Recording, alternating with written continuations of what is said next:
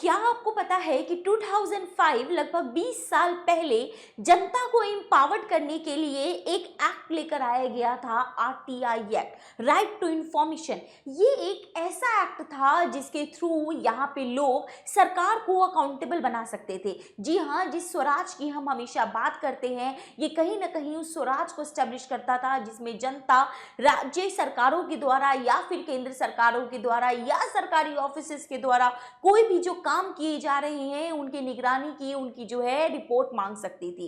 परंतु अब ऐसा कहा जा रहा है कि ये जो आरटीआई एक्ट है, जिसे हम राइट टू इंफॉर्मेशन के नाम से जानते हैं, ये राइट टू डिनाई बनता जा रहा है। आखिरकार ये एक्ट जिसे आरटीआई जो जनता को एम्पावर्ड कर रहा था, आज ये एक्ट खुद कमजोर बन रहा है। इसके पीछे कारण क्या है? क्या ये एक्ट वाकई में ही बहुत कमजोर बन गया है और इसे आज मजबूत की जाने की आवश्यकता है?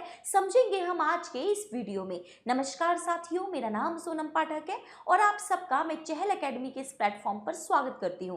दोस्तों, आज जो सबसे इंपॉर्टेंट मुद्दा है, जैसा कि हमने पहले भी बात की, वो मुद्दा है आरटीआई का। ऐसी चीजें निकलकर सामने आ रही हैं जो बता रही हैं कि आज की डेट में आरटीआई का इम्प्लीमेंटेशन जो है वो थोड़ा कमजोर हुआ है। कैसे, एक एक करके बात करते हैं। सबसे पहले दोस्तों बात करते हैं कि आरटीआई जो है एक्ट है क्या।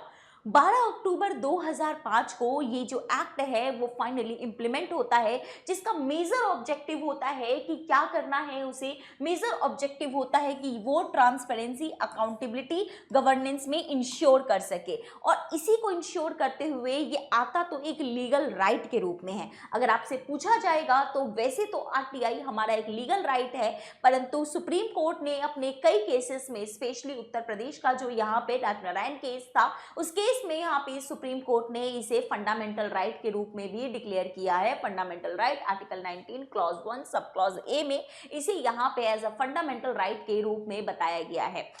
इसके अलावा अगर हम यहाँ पर बात करें इस यहाँ पर एक्ट के कुछ की प्रोविजंस की, तो क्या की प्रोविजंस है? सबसे पहले, जैसे हमने पहले भी बात की, ये जो एक्ट आया है दोस्तों, इस एक्ट का मेन जो ऑब्जेक्टिव था वो था इस पूरे गवर्नेंस सिस्टम में, इस गवर्नमेंट में क्या करना, ट्रांसपेरेंसी लेकर आना, इनको यहाँ पर अकाउंटेबल बनाना। तो यहाँ पर जो है ये वाली अगर इसकी बात करें तो अकाउंटेबल बनाने के लिए यहाँ पे गवर्नमेंट के सारे जो यहाँ पर हम कहें स्टेक होल्डर्स हैं वो यहाँ पर शामिल होते हैं, चाहे वो गवर्नमेंट बॉडीज हो, चाहे वो सेंट्रल और स्टेट की हो, या फिर वो एनजीओज हो, या फिर कोई भी जो यहाँ पर गवर्नमेंट फंडिंग जो कोई सेक्टर हो, या फिर हमारे पीएसयूज हो, जिनके द्वारा भी, जिनके साथ भी गवर्नमेंट का एंगेजमेंट है, वो आरटीआई के दायरे में आते हैं। और आरटीआई के दायरे में आने से वहां पर क्या होगा, कोई भी इस देश का सिटीजन, यहाँ पे हम सिटीजन की बात कर रहे हैं, वो क्या कर सकते हैं, वो यहाँ पर इंफॉर्मेशन की मांग कर सकते हैं।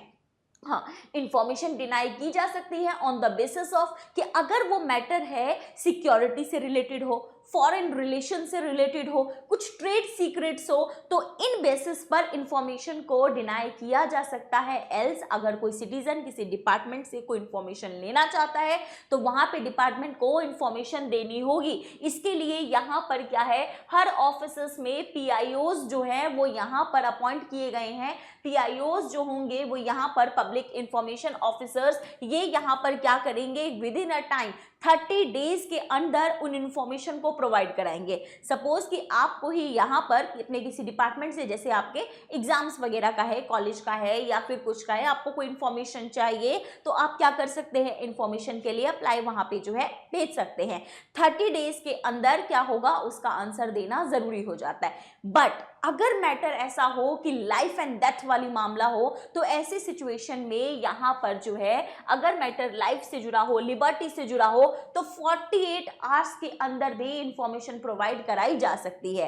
अगर इंफॉर्मेशन से जिसने भी अपील की है उसको लगता है ये इंफॉर्मेशन करेक्ट नहीं है, यहाँ पर कुछ चीजें जो है वो मुझे नई इंफॉर्मेशन प्रोवाइड की गई, तो इस वाले जो रिपोर्ट है उसकी जो है अपील है, यहाँ पर जो है first appeal with in 30 days में की जा सकती है। सेकंड के लिए कोई टाइम लिमिट नहीं दिया गया। इसके अलावा यहाँ पर बात करें कि अगर यहाँ पर इंफॉर्मेशन प्रोवाइड नहीं कराई जाती है विद इन 30 डेज तो यहाँ पर क्या होगा, 25,000 तक का फाइन तक भी लगाया जा सकता है। इसके लिए यहाँ पर क्या किया गया है, यहाँ पर जो है सेंटर स्टेट जो है इनके बेसिस पर यहाँ पर कमीशन का जो है वो गठन किया गया है। जैसे सेंटर लेवल पर सेंट्रल इंफॉर्मेशन कमीशन है जो सेंट्रल एजेंसीज के इन मुद्दों को जो है वो देखते हैं, और स्टेट पे स्टेट इंफॉर्मेशन कमीशन है। ये जो कमीशन है ये मेक श्योर करते हैं कि सारी इंफॉर्मेशन जो है वो यहाँ पर लोगों तक पहुंच सके, उन मुद्दों तक लोगों को जो भी इंफॉर्मेशन चाहिए, जिस चीज की यहाँ पर डिमांड आई है उस चीज को पूरा किया जा सके। बट प्रॉब्लम क्या होता है ना कि यहाँ पर जब भी जनता अपनी बात मांगती है, अपनी यहाँ पर अपने क्वेश्चंस को पुट ऑन करती है, उनको वो सही इंफॉर्मेशंस नहीं मिल पाते, उसके पीछे बहुत सारे ब्यूरोक्रेटिक डिलेज हैं वो हमें देखने को मिलते हैं। तो यहाँ पर सबसे बड़ा जो है ब्यूरोक्रेटिक रेजिस्टेंस हमें यहाँ से देखने को मिल रहा है। इसके अलावा क्या है कि बहुत सारे जो ऑफिसेज है उसमें PIO वो अपॉइंट्स नहीं किए जाते हैं, जिनकी वजह से यहाँ पर क्या है जो इनका बैकलॉग्स है केसेस का जो है रिक्वेस्ट का वो बढ़ता चला जाता है। इसकी वजह से यहाँ पर कई बार जो है पेनल्टीज जो है इम्पोज नहीं की जाती हैं, और खासकर जब से 2019 में न्यू RTI एक्ट में जब ये अमेंडमेंट लेकर आए गए हैं तब से ऐसा माना जा रहा है कि ये जो एक्ट है ये और ज्यादा वीक हुआ है। तो ऐसा क्या अमेंडमेंट आया है इसमें, एक्चुअली इसमें अमेंडमेंट में अब ये प्रोविजन हुआ कि जो RTI के जो यहाँ पे CIC हैं जो कमीशन के जो कमिश्नर हैं उनकी अपॉइंटमेंट अब जो है वो सेंट्रल गवर्नमेंट के द्वारा जो है वो की जा सकती है उनके टाइम के अकॉर्डिंगली। तो ये जो चीज है इसने भी कहीं ना कहीं इस एक्ट को क्या किया, कमजोर कर दिया। तो ओवरऑल इसका क्या हम इम्पैक्ट देख सकते हैं कि ये जो है ये जो RTI एक्ट था ये अपने आप में एक बहुत बड़ा वेपन था लोगों के हाथों में, जिससे क्या कर सकते थे वो गवर्नमेंट को रिस्पॉन्सिबल जो है वो ठहरा सकते हैं, उनकी अकाउंटेबिलिटी फिक्स कर सकते थे। इस एक्ट ने पहले भी बहुत जो है यहाँ पर अच्छे हमें रिजल्ट्स दिए। जैसे हम बार बार जब बात करते हैं 2G स्कैम की, हम बात करते हैं कॉमनवेल्थ जो है स्कैम की, हम बात करते हैं यहाँ पर जो है कोल जो है स्कैम की, मतलब अलग अलग उन करप्शंस को इसने एक्सपोज किया है। यहाँ पर ये सिटीजन को एम्पावर्ड बनाता है। जब भी हम बात करते हैं गुड गवर्नेंस की, ये गुड गवर्नेंस को इंश्योर करने का काम करता है।